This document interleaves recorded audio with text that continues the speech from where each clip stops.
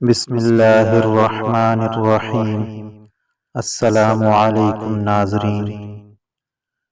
ناظرین کرام، آج کا واقعہ آپ کو بہت کچھ سوچنے پر مجبور کر دے گا۔ ہم مسلمان جو غیر مسلموں کی طرف للچائی ہوئی نظروں سے دیکھتے ہیں اور ان کی زندگی کی تمنا کرتے ہیں، تو یہ واقعہ ایسا ہے جو کہ آپ کو جھنجھوڑ کے رکھ دے گا۔ حضرت ابراہیم خواص رحمۃ اللہ علیہ کہتے ہیں کہ میں ایک مرتبہ جنگل میں جا رہا تھا، راستے میں ایک نصرانی راہب ملا جس کی کمر میں زنار، پٹکا یا داغا وغیرہ جو کفر کی علامت کے طور پر کافر باندھتے ہیں بند رہا تھا۔ اس نے میرے ساتھ رہنے کی خواہش ظاہر کی۔ کافر فقیر اکثر مسلمان فقراء کی خدمت میں رہتے چلے آئے ہیں، میں نے ساتھ لے لیا۔ 7 دن تک ہم چلتے رہے، نہ کھانا نہ پینا۔ 7ویں دن اس نصرانی نے کہا، اے محمدی، کچھ اپنی فتوحات دکھاؤ، کئی دن ہو گئے کچھ کھایا نہیں۔ میں نے اللہ تعالی شانہ سے دعا کی کہ یا اللہ، اس کافر کے سامنے مجھے ذلیل نہ فرما۔ میں نے دیکھا کہ فوراً ایک خوان سامنے رکھا گیا جس میں روٹیاں، بنا ہوا گوشت اور تر و تازہ کھجوریں اور پانی کا لوٹا رکھا ہوا تھا۔ ہم دونوں نے کھایا، پانی پیا اور چل دیے۔ 7 دن تک چلتے رہے۔ 7ویں دن میں نے اس خیال سے کہ وہ نصرانی پھر نہ کہہ دے، جلدی کر کے اس نصرانی سے کہا کہ اس مرتبہ تم کچھ دکھاؤ، اب کہ تمہارا نمبر ہے۔ وہ اپنی لکڑی پر سہارا لگا کر کھڑا ہو گیا اور دعا کرنے لگا۔ جب ہی 2 خوان جن میں ہر چیز اس سے دگنی تھی جو میرے خوان پر تھی سامنے آ گئی، مجھے بڑی غیرت آئی، میرا چہرہ فک ہو گیا اور میں حیرت میں رہ گیا، اور میں نے رنج کی وجہ سے کھانے سے انکار کر دیا۔ اس نصرانی نے مجھ پر کھانے کا اصرار کیا، مگر میں عذر ہی کرتا رہا۔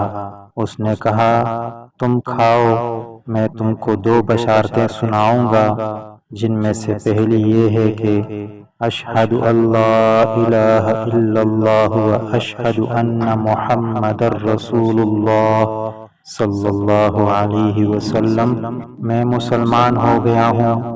اور یہ کہہ کر زنار توڑ کر پھینک دیا۔ اور دوسری بشارت یہ ہے کہ میں نے جو کھانے کے لیے دعا کی تھی وہ یہی کہہ کر کی تھی کہ یا اللہ، اس محمدی کا اگر تیرے یہاں کوئی مرتبہ ہے تو اس کے طفیل تو ہمیں کھانا دے۔ اس پر یہ کھانا ملا ہے اور اسی وجہ سے میں مسلمان ہوا۔ اس کے بعد ہم دونوں نے کھانا کھایا، پھر آگے چل دیے۔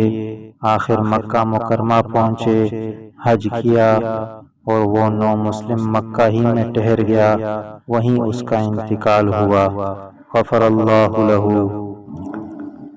کافروں کے اس طرح مسلمان ہونے کی بہت سے واقعات تواریخ کی کتب میں موجود ہیں، اور اس واقعے سے یہ بھی معلوم ہوا کہ حق تعالی شانہ بسا اوقات دوسروں کے طفیل کسی کو روزی دیتے ہیں، جن کو وہ ملتی ہے وہ اپنی بے وقوفی سے یہ سمجھتے ہیں کہ یہ ہمارا کارنامہ ہے، ہماری کوشش کا نتیجہ ہے۔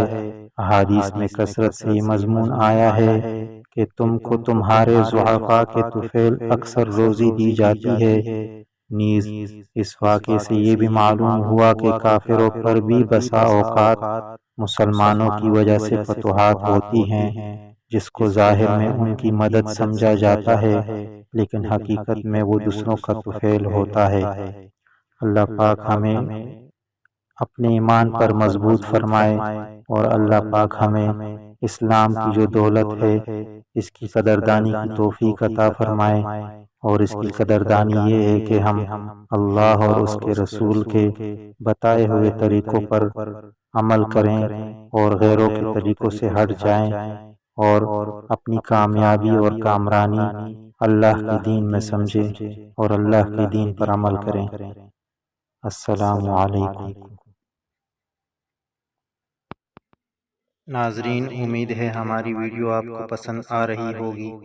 ہماری ویڈیو اگر آپ کو پسند آ رہی ہے تو اسے ضرور لائک کیجئے اور دوسروں کے ساتھ شیئر بھی کیجئے، اور اگر آپ نے ابھی تک چینل سبسکرائب نہیں کیا تو چینل کو بھی سبسکرائب کر دیجئے۔